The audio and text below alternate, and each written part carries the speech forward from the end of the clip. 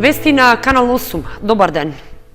Интервенциите за поправка или реконструкција кај постојната подземна инсталација и понатаму ја одолговлекуваат реализацијата на планираната инфраструктура во централното градско подрачје на Кочани. Причина за тоа е немањето подземен катастар што се најавуваше пред неколку години. Недостигот од така наречен подземен катастар и понатаму останува една од објективните пречки за реализација на планираните градежни зафати во градското подрачје на Кочани. Исто така, тоа често ја забавува и поправката и преместувањето на постојната подземна електрична и друга инсталација, поради што градежните работи наместо за недела-две се пролонгираат со месеци. Немањето план на постојната инсталација не е карактеристика само за Кочани, туку и за другите градови во државата. Затоа, често кога се изведуваат градежни активности на јавни површини, доаѓа до оштетување и прекин на инсталацијата и пролонгирање на работите. Од локалната самоуправа велат дека проблемот не е нов и тие се соочуваат со реакциите на граѓаните, но и со исполнувањето на роковите за навремена реализација на планираните градежни работи. Уште пред 3 години, првиот човек на општината призна дека реконструкцијата или изградбата на инфраструктурата во градот се прави кампањски, со надеж дека нема да биде скината подземна електрична инсталација или водоводна цевка.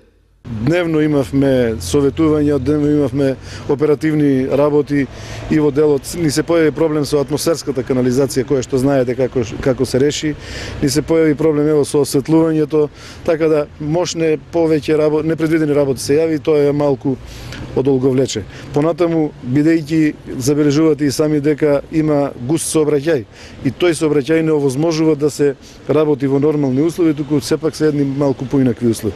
Изработката на подземен катастар не е ефтина финансиска инвестиција. Пред 4 години на ниво на држава беше започнат проект за воведување на катастар на инфраструктурни градби, што се најавуваше да стане оперативен до почетокот на 2014-та.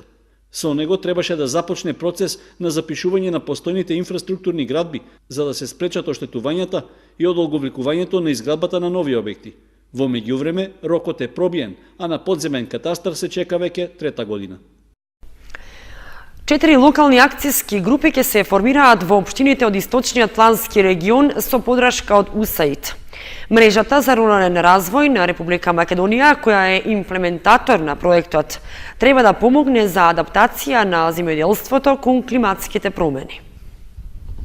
Во рамки на проектот на Американската агенција USAID за адаптација на земјоделството кон климатските промени, беа презентирани 4 иницијативи за формирање локални акцијски групи, создадени во согласност со EU Лидер пристапот.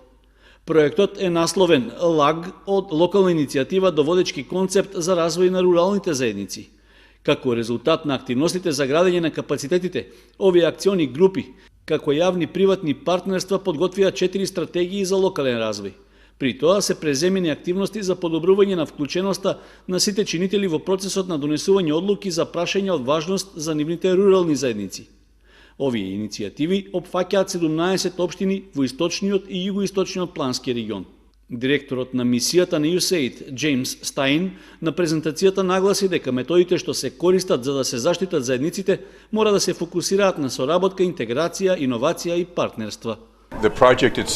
Проектот во соработка со мрежата за рурален развој соработува со земјоделскиот факултет и со самите земјоделци, а сега и со локалните акцијски групи, за да се утврдат начини за ублажување на ефектите на климатските промени врз посевите и врз земјоделските култури. Значи се изнаоѓаат начини да се ублажат ефектите од екстремните временски непогоди, како што се високи температури, суши или пак обратно, многу дожд и поплави. Значи, како да се справат се прават опити како да се справат со ефектите од климатските промени. Во рамки на активностите на проектот на USAID за адаптација на земјоделството кон климатските промени, мрежата за рурален развој во Македонија спроведе процес за градење на капацитетите во 17 општини во источниот и во југоисточниот плански регион. Тој резултираше со создавање 4 иницијативи за локални акцијски групи. Првата од нив го носи називот Бојмија и ги опфаќа општините Гевгелија, Богданци, Валандово и Дојран. Втората е Плачковица за општините Штип, Карбинци, Кончи и Радовиш. Третата Брегалница за општините Пробиштип, Македонска Каменица, Виница, Кочани, Зрновци и Чешиново, Облешево. а последната, Малеш Пијанец, се однесува на територијата на општините Берово, Пехчево и Делчево. За само една недела потрошени скоро сите вакцини против сезонски грип во Кочани и соседните општини. Од заинтересираноста на граѓаните ќе зависи дали ќе се набавуваат нови, истакнуваат од Центарот за јавно здравје Кочани. Голем интерес покажаа граѓаните на Кочани и општините што ги покрива Кочанскиот центар за јавно здравје за вакцините против сезонски грип. За само една недела откако се пристигнати и достапни за граѓаните, во Кочани од 800 потрошени се 660 вакцини. Во Виница се потрошени сите набавени 400 вакцини. Слична е состојбата и со другите градови. Во Делчево од 550 потрошени се 525. Во Пехчево од 200 набавени потрошени се 120. А најмала заинтересираност покажале граѓаните во Берово, каде што од 350 набавени се потрошиле само 135 вакцини. Димитар Димитров, директор на Центарот за јавно здравје Кочани, истакна дека тие вакцини кои што не се потрошени ќе бидат распределени во градовите каде што има потреба и каде што има заинтересирани граѓани се уште, например како што е Виница. А на прашањето дали ќе се набавуваат нови, Димитров рече дека ќе треба време да се види колкава е заинтересираноста на луѓето, па според тоа и ќе се реагира и ќе се врши набавка на нови вакцини.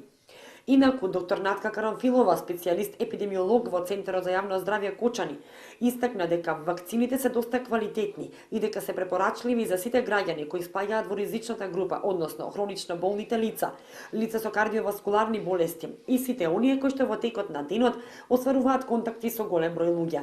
Цената на вакцината и годинава остана иста 400 денари и не беше потребно претходно запишување или пријавување во Центарот. 10 ученици од основните и средните училишта од Кочани, членови на изведничкиот одред Ластовица, заминаа на обука во Охрид, каде што ќе учествуваат во работилницата на тема биодиверзитет и климатските промени. Следната недела одредот ќе биде презентиран во Кочани, заедно со Сојузот на изведници од Скопје. Пред околу една година и во Кочани е формиран извиднички одред Ластовица, чии што членови се активни и учествуваат на обуки и работилници за извидници, што се одржуваат во Охрид и Свети Николе. Членовите на извидничкиот одред во Кочани се придружни членки на Сојузот на извидници на Македонија. 10 ученици од основните и средните училишта од Кочани, инаку членови на извидничкиот одред, заминаа на обука во Охрид, каде што ќе учествуваат во работилницата на тема биодиверзитет и климатските промени, а следната недела истиот ќе биде презентиран пред кочанци. Ќе биде презентацијата на извидничкиот одред со помош на Сојуз на извидници на Македонија, кои има своји кампови низ кои одржуваат кампови низ цела Македонија. Така да ние сме сега веќе пропратна или придружна членка на Сојуз на извидници на Македонија, тоа временски трае една година. Мислам дека со активностите, каде што имаме голем број на ученици активни, ќе го заслужиме и членството во Сојуз на извидниците на Македонија. Инаку, пред околу една година на иницијатива на група ентузијасти од Кочани е формиран извиднички одред за општина Кочани, кој што е формиран по пауза од 35 години. На неговото формирање му претходеа неколку активности, а дел од тие активности беше и практичниот дел сплавување на езерото Калиманци и кампување на Осоговските планини.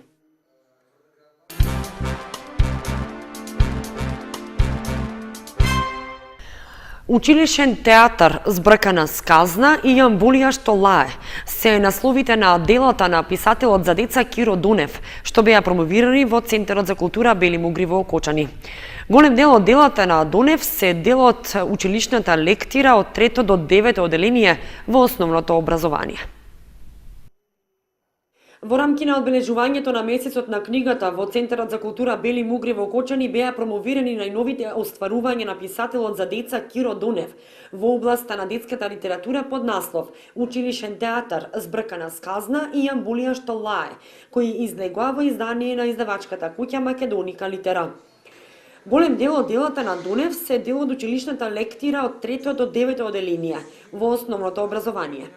Тоа е книгата Збркана сказна, која во далечната 86 година беше наградена со прва награда како најдобар роман прво преведена во Нови Сад, во Назбаеви детски игри, таа е преведена на 6 јазика, во Истанбул, Турција, во Бугарија и во Украина. Другата книга се вика Јаболија што лае, еден исто така роман кој излезе оваа година. Се надевам дека ова што ќе го доживеат децата преку моите изданија ќе биде интересно за нив, бидејќи сите тие дела што сум ги напишал, сум ги пишал на некој начин заедно со нив.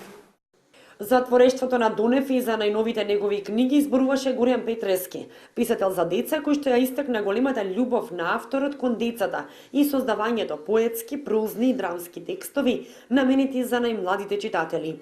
Делата на Донев се преведени и на неколку светски јазици.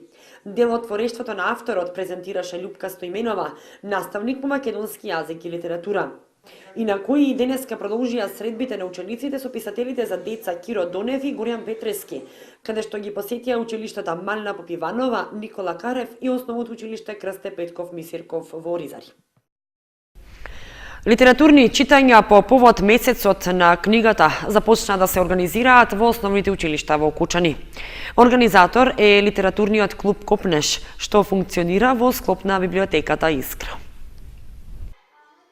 По повод одбележување на месецот на книгата, литературниот клуб Копнеш од Кучани започна со реализирање средби со учениците од основните училишта. Средбите започна од училиштето Раде Кратовче.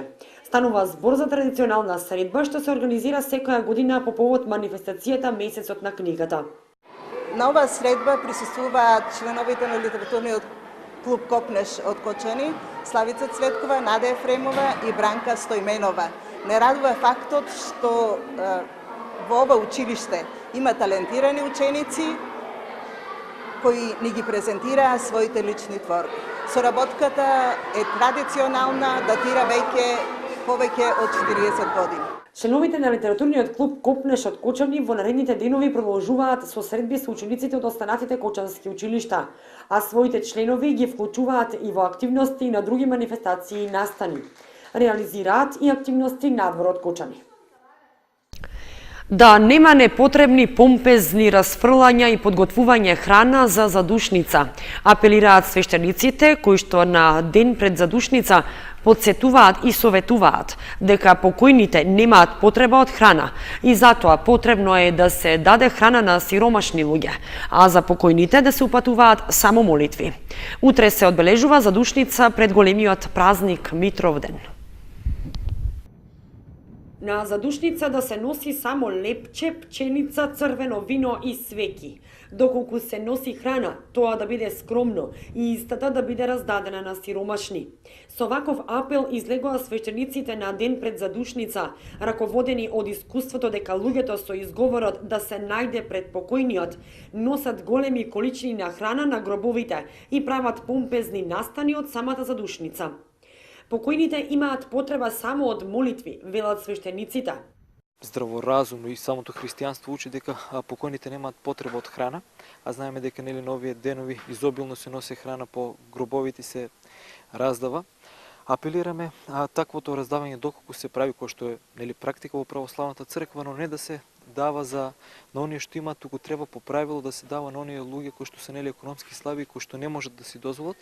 Покојниот веќе нели закопан, нема апсолутно никаква потреба од ништо телесно, туку покојните, односно душата на покојниот има потреба единствено само од молитвата од живата црква.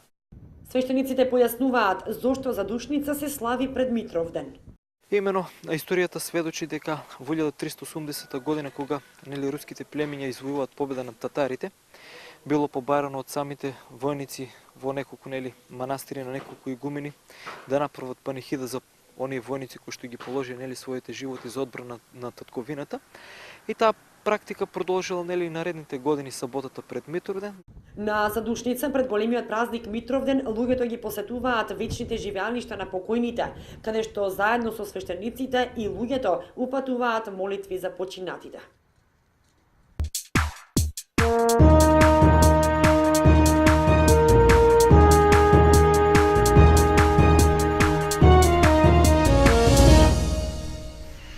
Следуваат информациите од спортот. Викендов Кочани ќе биде домаќин на традиционалниот меморијален турнир во борење Андонов Колев. Борачите од 7 екипи ќе настапат во 2 категории, а турнирот ќе се одржи во спортската сала кај гимназијата. В недела ќе се одржи 20-тиот турнир во борење Андонов Колев, што во изминатите години традиционално се организираше во последниот викенд од октомври. Поместувањето за една недела е од технички причини, а на мемориалниот надпревар на младите спортисти најавено е учество на 40 борачи. Боречкиот клуб Спартак и семејствата на 20 поранешни негови членови се вклучени во организацијата на спортската манифестација, што по 20 пат ќе се одржи во спомен на нивниот придонес во развојот и популаризирањето на борењето. Своето учество на турнирот го најавија екипите на Балканец, Бучим, Борец, 7 мај, Неготино, Лирија и домакинот Спартак. Како и во изминатите години, и овој пат борачите ќе се надпреваруваат во 2 категории – пионери и кадети. Според информациите, Спартак ќе настапи со 3 борачи во кадетска конкуренција во категориите 76 и 85 килограми. Турнирот ќе се одржи в недела со почеток од 10 часот во спортската сала кај Средното општинско училиште Љупчо Сантов. На крајот од надпреварите ќе бидат прогласени најдобриот борач и најдобриот техничар, а ќе бидат доделени наградите и признанијата за учесниците. И уште една информација од спортот. Викендов продолжуваат првенствата во првата фудбалска лига за жени и третата лига Исток, при што и женскиот фудбалски клуб Кучани и Осогово ќе играат на домашен терен. Исто така и пинг-понгарите ќе бидат домакини на мечот со Студент во рамки на 5-то коло од првата пинг-понгарска лига. За сабота е закажано одигрувањето на 6-то коло во првенството на првата фудбалска лига за жени, освен надпреварот во Кочани, што ќе се игра в недела од 10 часот, поради прволигашкиот настап на Штипска брегалница на Никола Мантов еден ден предходно.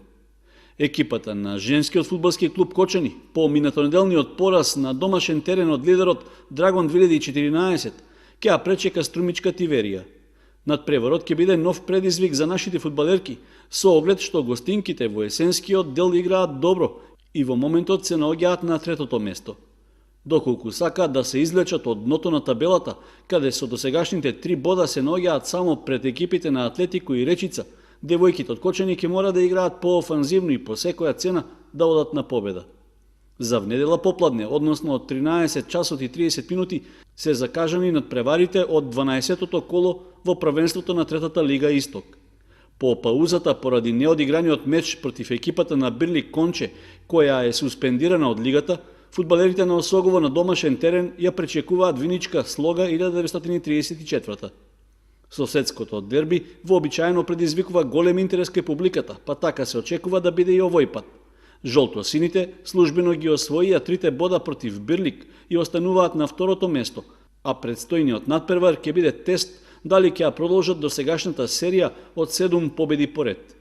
Виничани пак имаат мотив повеќе за добра игра, поради фактот што по низата порази конечно во претходното коло дома ја совладаат Тиверија, па иако се предпоследни на табелата, ја одржуваат бодовната разлика со напредок Здравје и Малеш, кои се едно место погоре. Во првенството на првата пинг-понгарска лига в недела ќе се игра 5-то коло. Екипата на Кочани е домакин на средбата со Студент од Скопје. И тоа за нашите пинг-понгари ќе биде нова можност за освојување бодови и задржување на лидерското место на табелата. Причина за оптимизмот е што скопјани се последно пласирани со само 1 бод, па домакините ќе можат да го надоместат изгубеното по неочекуваниот минатонеделен пораз на гостувањето против Рисови. По неколку одложувања се очекува конечно викендов да започне и првенството во третата кошаркарска лига. Одигрувањето на првото коло е закажано за внедела, а според распоредот екипата на Баскет Дино треба да гостува во Прилеп против Марфил Спорт.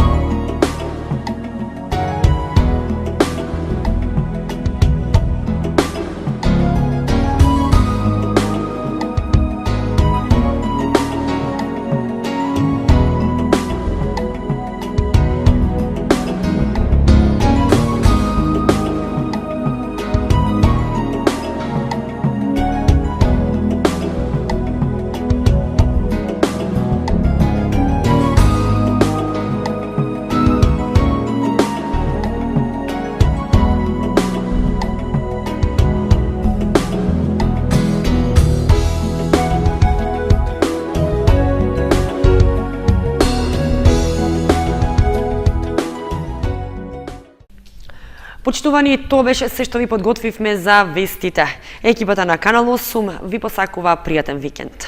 Довидување.